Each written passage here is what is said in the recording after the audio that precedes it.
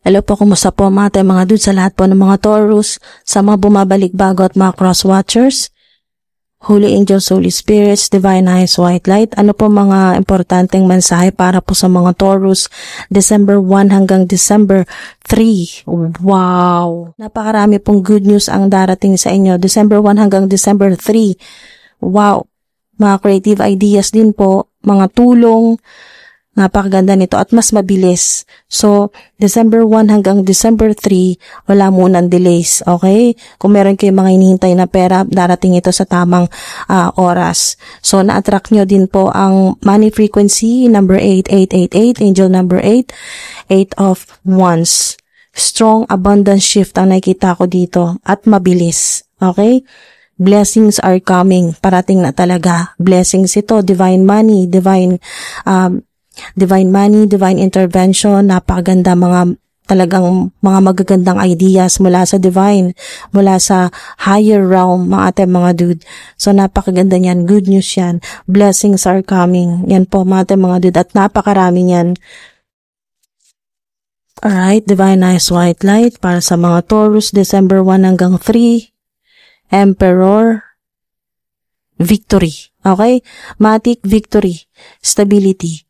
Angel number 4, 444, 444 sa oras kung nakikita nyo po. Emperor, mga dude, o maaring bagong trabaho ito o bagong posisyon, may malaking offer sa inyo, mga dude, promotion o talagang napakaganda nito. Yung victory, lalo na kung kayo po ay talagang mataas lalo na po sa ilan na mataas po ang inyong ambisyon sa buhay, napakaganda niyan. Emperor, mga dude. Meron kayong 5 of Pentacles. Life is hard right now. Look around. Help is at hand. Okay? May tulong. Talaga marami. Divine intervention. May tulong talaga. Lalo na kung kayo po ay nahihirapan sa pera, nakakaranas po ng poverty, loss of money, loss of position. Okay? Loss of money o position, lalo na po sa ilan na nawala ng trabaho, bumaba yung posisyon. Yan po mga dude ay ibabalik po sa inyo.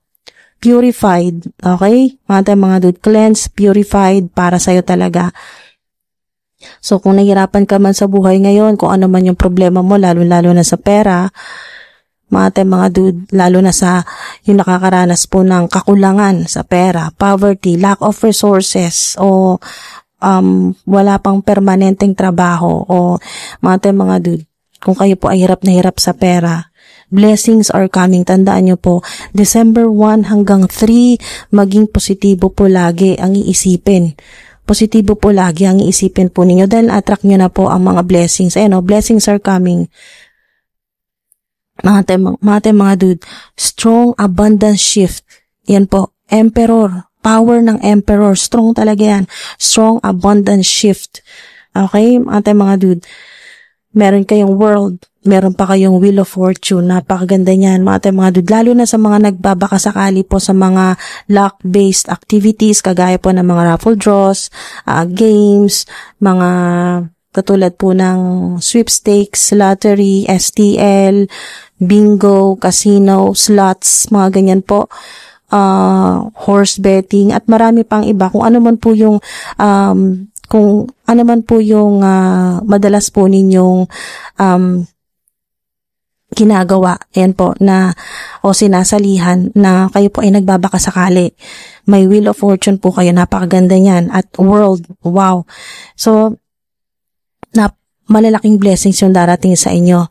Wheel of Fortune, yan po yung talagang malaki po ang potential na ito po yung December 1 hanggang 3 ay yung inyo pong strongest, yung sinasabi dito kasi nga strong abundance shifts.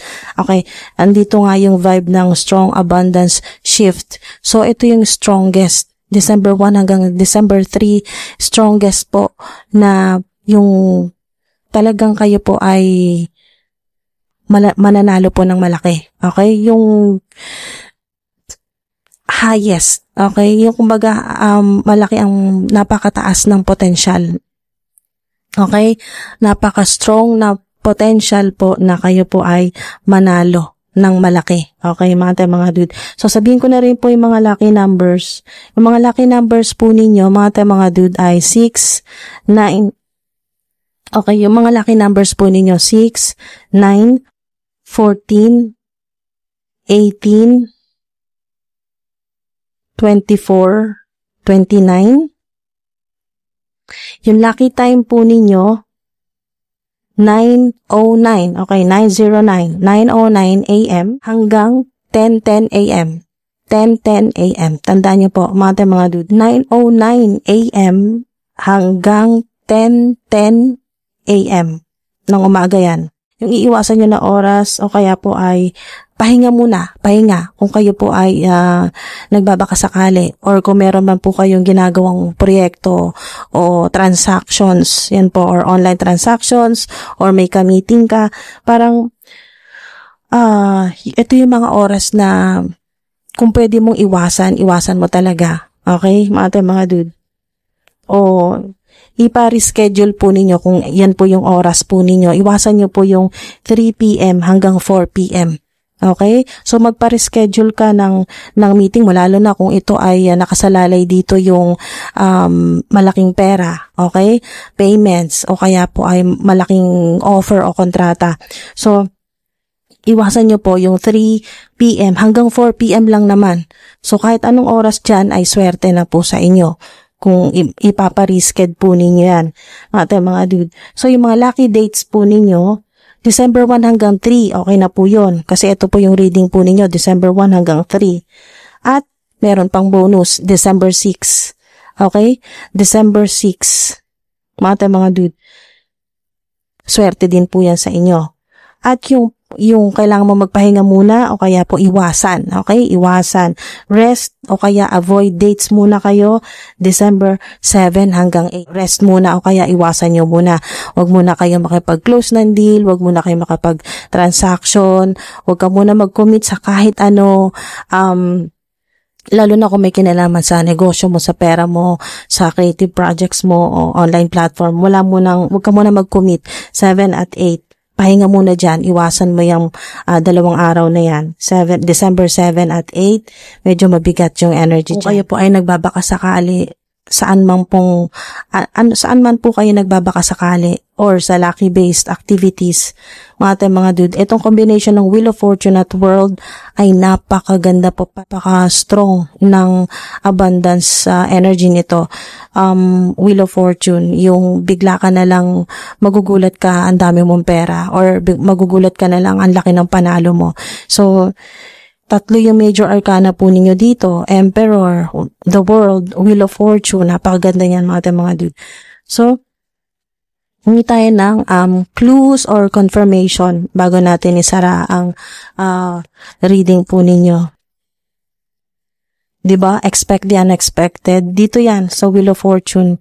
Yan yung sinabi kanina na magugulat ka na lang talaga na bigla na lang may malaking offer. Bigla na lang December 1 hanggang 3 or mataon ito ng December 6 dahil ang bonus po sa inyo na clue ay December 6 din po. Swerte din po kayo dyan. Alright? So, expect the unexpected. Wala kang makatanggap ng refund o regalo, ano man po yan.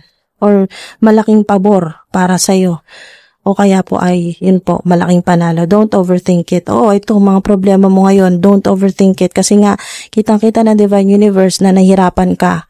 Okay? Kung nahihirapan ka, makaka-resonate ka. Kung kayo po ay wala namang pinoproblema, lalo na po sa pera, ay skip nyo po dahil hindi kayo magre-resonate. Dahil ito yung sa mga nanonood po ngayon na talagang nahihirapan sa buhay. Okay? Sa nakakaranas po ng poverty, okay, severe poverty. Nakikita ko dito, loss of money, position, pwedeng bahay din po, nawala ng bahay, nawala ng natitirhan, nawala ng bahay, nawala ng matitirhan, o kaya po ay nagkaroon ng matinding karamdaman at naubos ang pera sa pagpapagamot.